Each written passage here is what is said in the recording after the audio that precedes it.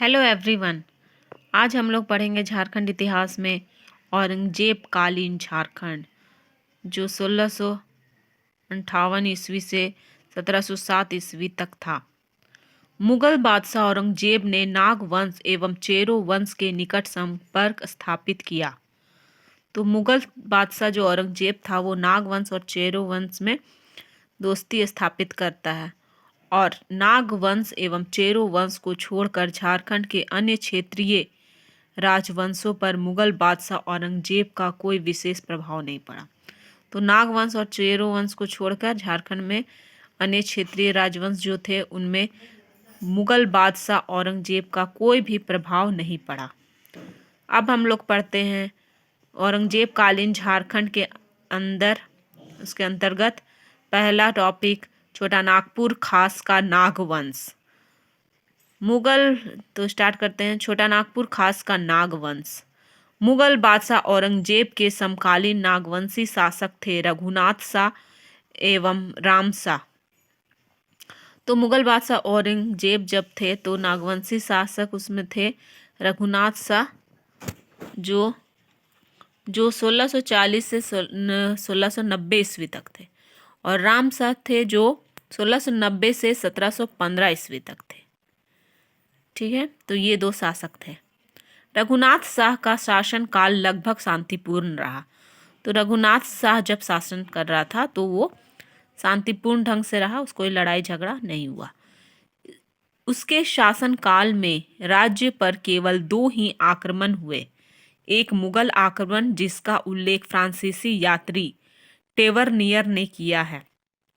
तो उसके शासन काल में दो ही आक्रमण होते हैं। एक है मुगल आक्रमण जिसका दो आक्रमण होते हैं, तो एक मुगल आक्रमण जिसका उल्लेख फ्रांसीसी यात्री टेवरनियर ने किया था, अपना यात्रा वृत्तांत लिखा होगा उसमें किया था, तथा दूसरा पलामू के चेरो वंशी शासक मेदिनी राय ने, जो अपेक्षाकृत ज्यादा नुकसानदेह था। मेदिनी राय ने राजधानी दोईसा को लूट के सामान में पत्थर का एक विशाल फाटक भी शामिल था, जिसे मेदिनी राय ने पलामू के पुराने किले के निकट की एक पहाड़ पर नवनिर्मित किला, जिसे नया किला कहा जाता है, से लगवाया था। तो दूसरा जो था वो क्या हुआ था, पलामू के चेरो वंशी शासक जो मेदिनी राय थे, अपेक्षाकृत ज़्यादा नुकसानदेह नहीं था, लेकिन फिर भी मेदिनी राय ने राजधानी दोईसा पे लूट खसोट किया। लूट में उसने पत्थर का एक विशाल फाटक भी शामिल लूट लिया, मतलब पत्थर का एक विशाल फाटक भी उसमें शामिल था, क्योंकि उसको भी वो लूट लिया था, जिसे मेदिनी राय ने पलामू के पुराने किले के निकट एक पहाड़ पर नवनिर्मित किला या नया किला कहा। नया किला में लगवा देता है, वही फाटक जो चोरी करता है। यह फाटक आज भी नागपुर द्वार या दरवाजा के नाम से प्रसिद्ध है। तो वो जो फाटक, पत्थर का विशाल फाटक जो चोरी करता है उसको लगवाता है, उसका नाम हो जाता है नया किला। तो वो फाटक आज भी हम लोग देख सकते हैं, नागपुर द्वार के नाम से प्रसिद्ध है, वो नागपुर दरवाजा के नाम से प्रसिद्ध है। तो हम लोग नागपुर में वो नागपुर द्वार को देख सकते हैं अभी भी, क्योंकि वो बहुत प्रसिद्ध है। लेकिन नागवंशी शासक रघुनाथ शाह जल्दी ही इस चोट से उभर गया। तो रघुनाथ शाह जो था नागवंशी शासक, जो लूट खसोट हुआ उससे जल्दी ही उभर गया, उस परेशानी से। रघुनाथ शाह ने अपने राज्य में कई इमारतें बनाई। रघुनाथ शाह अपना जब वो शासन काल करता है तो अपने राज्य में बहुत सारा इमारत भवन बनाता है, जिसमें उल्लेखनीय है, जो कि बहुत ज़्यादा ही फेमस है, प्रसिद्ध है, वो है मदन मोहन मंदिर। क्या है? मदन मोहन मंदिर। ये भी क्वेश्चन आता है एग्जाम में। मदन मोहन मंदिर ये कहाँ है? बेड़िया, रांची शहर से 8 किलोमीटर उत्तर पूर्व में स्थित एक स्थान है।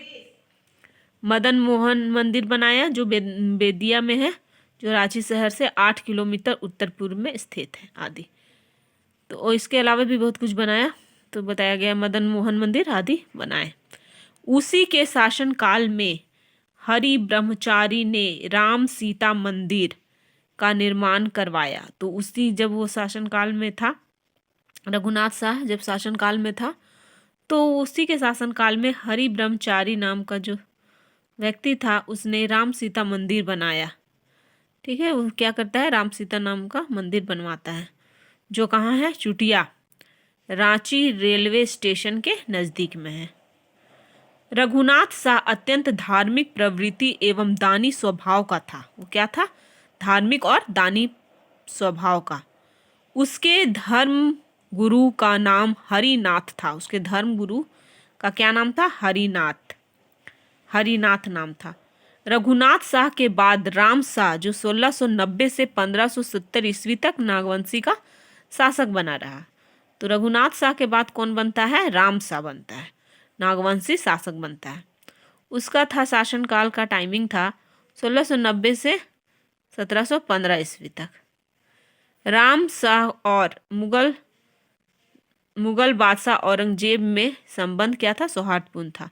जो राम शाह था जो 1690 से 1715 ईस्वी तक शासन किया था, और औरंगजेब जो 1658 से 1707 तक था, उसका शासनकाल में दोनों कोई का सौहार्दपूर्ण संबंध था, मतलब मैत्रीपूर्ण संबंध था।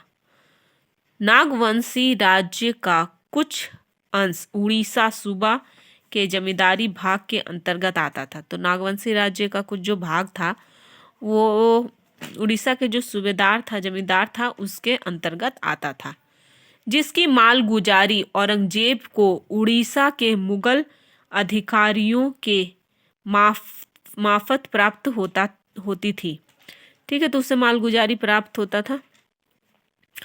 वर्ष 1692 ईस्वी में राम शाह ने मुगलों को 9,705 रुपये मालगुजारी के रूप में दिए। तो 1692 ईस्वी में क्या होता है, राम शाह ने मुगलों को 9,705 रुपये मालगुजारी के रूप में दिए, जो उस समय बहुत ही ज़्यादा वैल्यू वाला मनी था, ज़्यादा ही उसका कुछ वैल्यू था। राम शाह आक्रामक प्रवृत्ति का था। राम शाह जो था वो आक्रामक, थोड़ा गुस्सैल नेचर का था। उसने पलामू, रीवा व सिंहभूम के राज्य पर आक्रमण किया। वो पलामू और सिंहभूम के राज्य पर आक्रमण करता है। उसने रीवा एवं सिंहभूम राज्य के साथ वैवाहिक संबंध स्थापित किया। वो क्या करता है, रीवा और सिंहभूम के राज्य जो है उसमें वैवाहिक संबंध, मतलब वहाँ शादी करता है, जिससे वहाँ वैवाहिक संबंध स्थापित हो सके और राज्य में उसका संबंध स्थापित हो सके। राम शाह ने रीवा नरेश की पुत्री से अपने पुत्र एनी शाह का विवाह किया। तो विवाह संबंध बनाने से क्षेत्र भी बड़ा होता था, तो इसीलिए राम शाह ने रीवा नरेश की पुत्री से अपनी पुत्र एनी का विवाह किया, जबकि सिंहभूम नरेश जगन्नाथ सिंह ने अपनी 2 बहनों का विवाह किया। इसके अलावा सिंहभूम नरेश जगन्नाथ सिंह जो रहता है वो अपनी दोनों बहनों का विवाह कर देता है। तो ये था औरंगजेब कालीन झारखंड, जो 1658 ईस्वी से 1707 ईस्वी तक था। इसमें आज हम लोग पढ़े छोटा नागपुर खास का नागवंश। इसके आगे हम लोग पलामू का चेरो वंश नेक्स्ट वीडियो में पढ़ेंगे। तब तक के लिए थैंक यू, बाय बाय।